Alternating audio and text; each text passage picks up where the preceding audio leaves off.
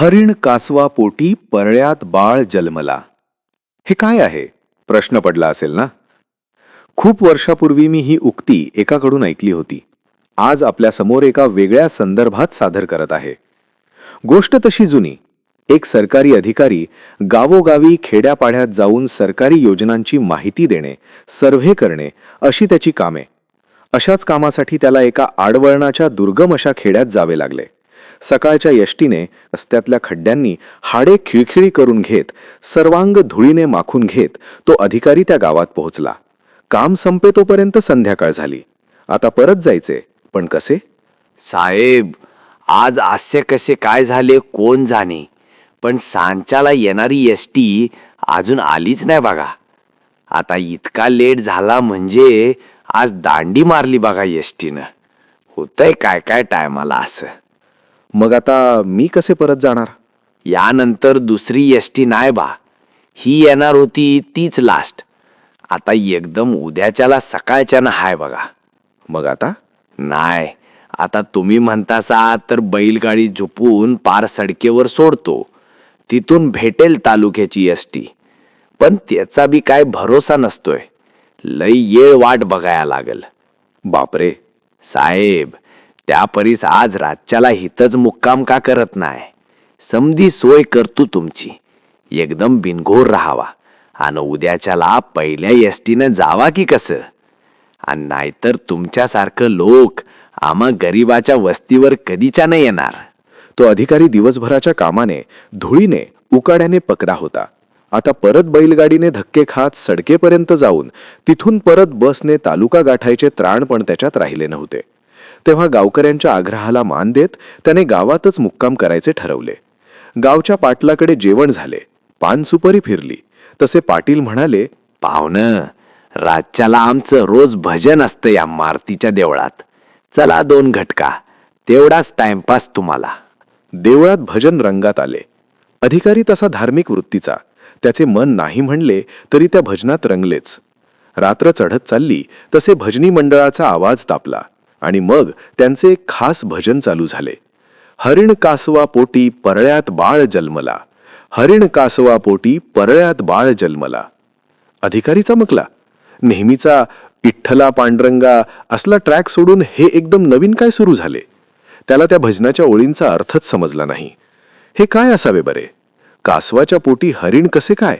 आणि परळ म्हणजे मातीचे पसरट भांडे. त्यात कोणता बाळ जन्मला? काही केल्या त्याला त्याचा अर्थ समजला नाही. कदाचित हे नाथ संप्रदायाबद्दल असेल, कारण त्यांच्यात असे विचित्र जन्म झालेले आहेत. किंवा काहीतरी गूढ सांकेतिक वाणी असावी. नक्की काय असावे? पाटलाने पाहुण्यांची चुळबुळ ओळखली. काय पाहुणं, मन लागना का भजनात? नाही, तसे काही नाही, चांगलेच चालले आहे. तरी पण काय तर गडबड दिसते जणू. पाटील, एक गोष्ट लक्षात येत नाही. हे हरिण कासवा पोटी परळ्यात बाळ जन्मला काय आहे? नाही, माझा तसा थोडा भजनाचा, अभंगांचा अभ्यास आहे, पण हे असले काही मी यापूर्वी ऐकले नाही बुवा. आमासनी तरी काय माहिती. अहो, आमचे बापजादे हे असेच म्हणायचे.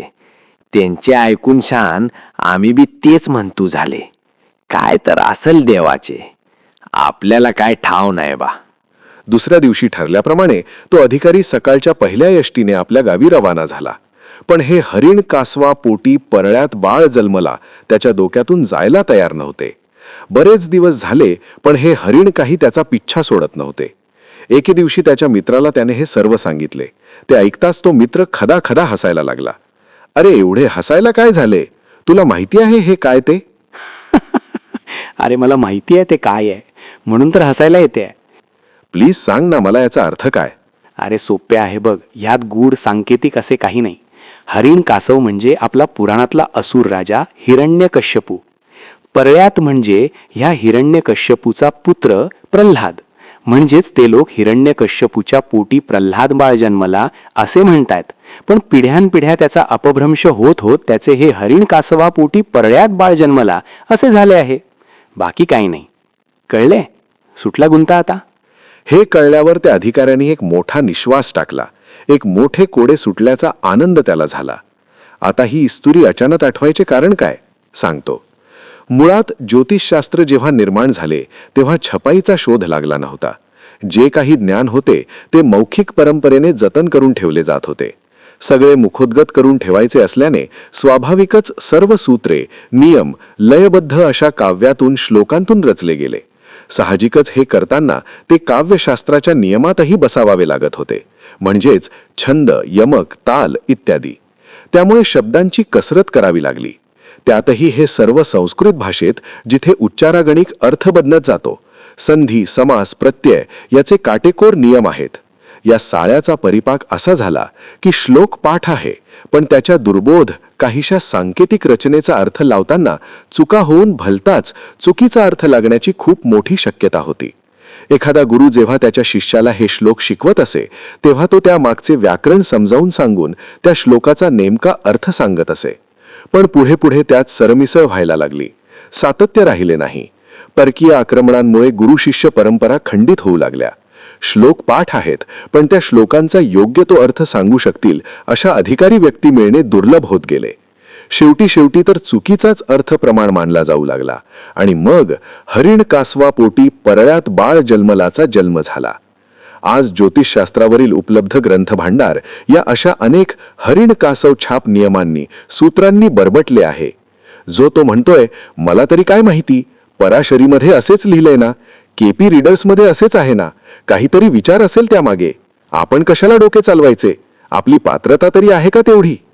खरोखर हे नियम, सूत्रे काय असावीत, त्यामागचा कार्यकारण भाव काय असावा, आजच्या आधुनिक काळात त्यांचा कसा अन्वयार्थ लावायचा, कालानुरूप त्यात कोणते बदल करावे लागतील, कोणते नियम आजच्या काळात गैर लागू आहेत, कोणते भाकड आहेत, काही बघायला नको, कोणतीही मेहनत घ्यायला नको, पडताळणी करायला नको. बाबा वाक्यम प्रमाणम. मी माझ्या मर्यादित क्षमतेत अशी काही हरिण कासव हुडकून त्यांचा हिरण्यकश्यपू करत आहे, चांगल्या अर्थाने. पण बाकीच्यांचे काय? आपल्याला फक्त घोकायचंय, हरिण कासवा पोटी परळ्यात बाळ जन्मला. धन्यवाद आणि शुभेच्छा.